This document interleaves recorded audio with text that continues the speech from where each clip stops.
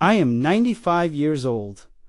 I have outlived my wife. I have outlived my closest friends. I have outlived my bitterest enemies. I have even outlived the version of myself that used to lie awake at night, worrying about what the neighbors thought of the car in my driveway or the title on my business card. I am standing at the very edge of a cliff. I can see the bottom clearly now. The fog of youth and the middle-age haze of ambition have finally cleared. And before I step over that edge, I need to turn around and look at you. I need to shout back to the people still at the party. Because from where I am standing, I can see that you are living a lie. You are walking around with an arrogant and comfortable delusion. You think you have time. You treat your days like they are cheap, like you have an infinite supply of them sitting in a bank account that never runs dry. But I am here to tell you that you are broke. We are all going to die. You know this intellectually, of course. You have seen the news and you have been to funerals, but you do not know it in your bones. You do not feel the cold steel of that reality against your neck.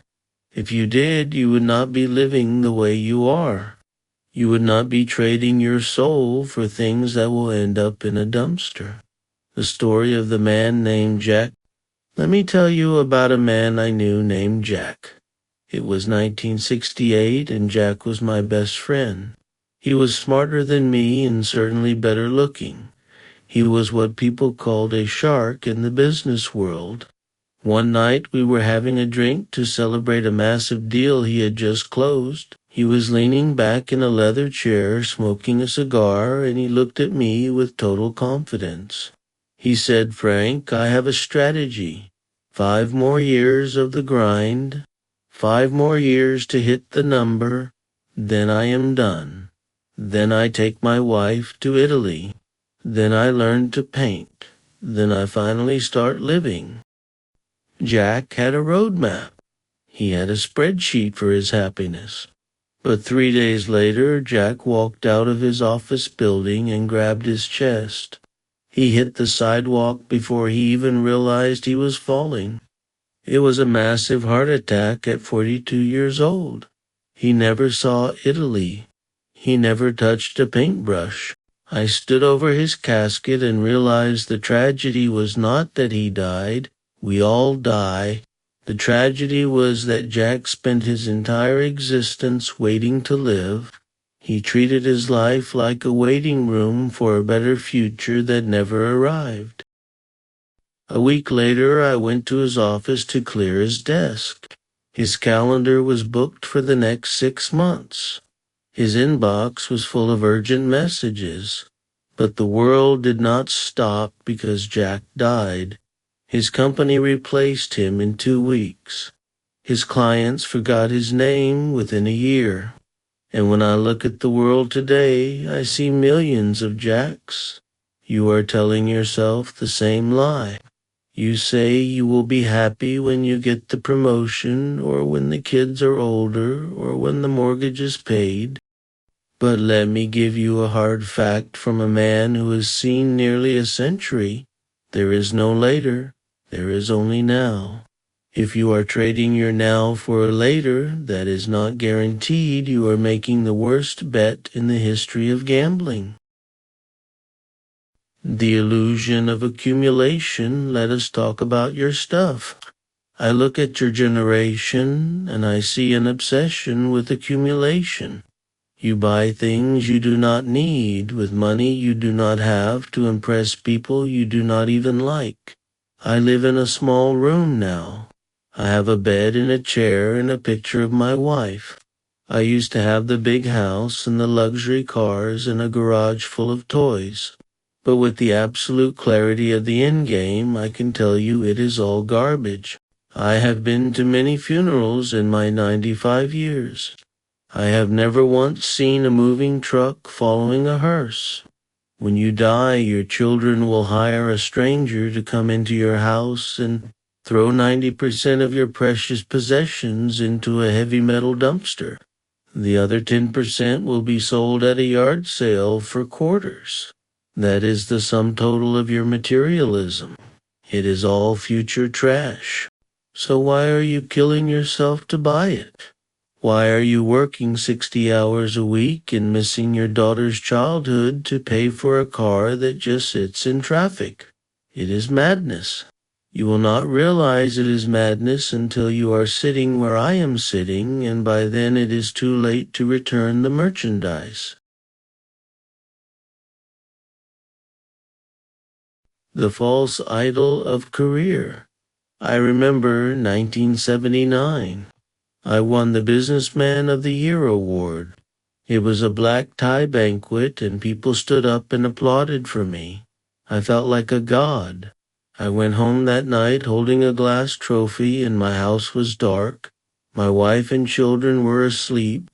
I sat at the kitchen table alone drinking scotch and staring at that piece of glass.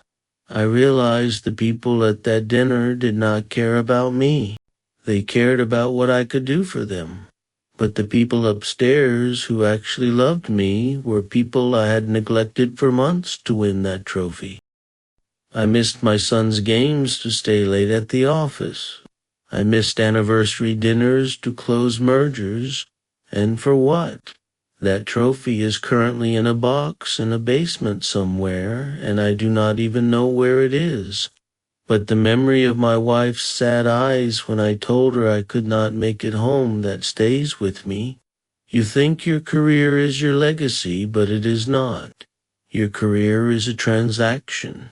You are selling the hours of your life that you will never get back to build someone else's castle.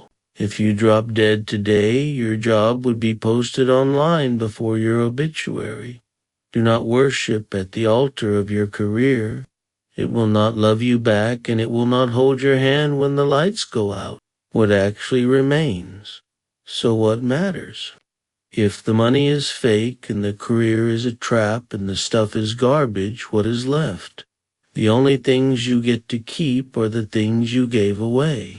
The love you gave and the time you gave and the genuine connections you made. I do not sit in this chair and replay my business deals. I replayed the Sunday mornings with my wife. I replayed the sound of my daughter laughing when she was 3 years old. I replayed the time I helped a stranger. That is the only real wealth there is. The strategy for the rest of your life? Here is my challenge to you. Here is the strategy for the rest of your life from a man who is almost finished with his first. You must kill your ego. You are so terrified of looking foolish that you do not take risks. You do not start the business or ask the person out because you are afraid of what they will think. Let me liberate you. Nobody is watching you. Everyone is too busy worrying about themselves and their own insecurities. You are the main character only in your own head. To everyone else, you are just background noise. Stop letting the fear of judgment paralyze you. Their judgment will rot in the ground right next to them. Second, you must practice the concept of the last time. This is an ancient technique that will change how you see the world. Every time you do something, remind yourself that one day you will do it for the last time. One day you will pick up your child for the last time. One day you will kiss your spouse for the last time. One day you will drink a cup of coffee for the last time. You do not know when that day is. It could be decades away, or it could be this afternoon. If you live with that knowledge, you will never take a moment for granted again. You will taste the coffee and you will hold the hug a little longer. Third, you must wake up. I am 95 and my body is failing. My eyes are dim and my bones ache. But you have the golden ticket. You have your health and your youth, and yet you are spending it scrolling through a plastic screen.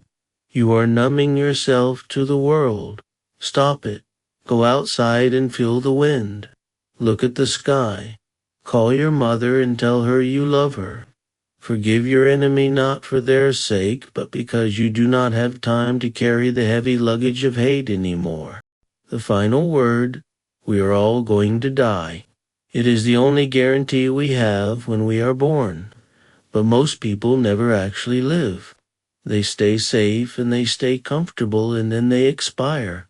Don't be like Jack. Don't wait for the 5-year plan. Eat the good food now. Buy the plane ticket now. Say I love you first because the clock is ticking. Can you hear it? That is the sound of your life running out. Do not let it run out empty. I am tired now. Go and live.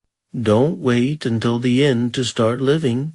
Subscribe to When Life is Almost Over, and let's make every second count before the clock runs out.